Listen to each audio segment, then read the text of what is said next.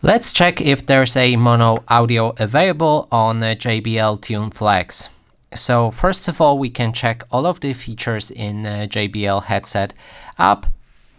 And if our device is paired, we should be able to see it right here.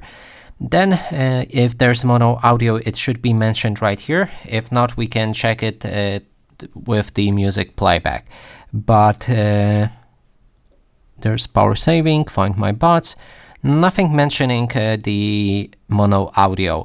So let's check it the more complicated way, which is playing some music. So if we play some music and input one of the earbuds inside of the case, we should be able to see if the sound is coming from only one earbud.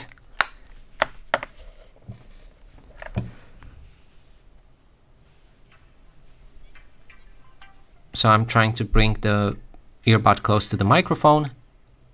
As you can see, there's a sound coming from it. And now I'm going to put it as far away as possible and see if there's sound coming from the case.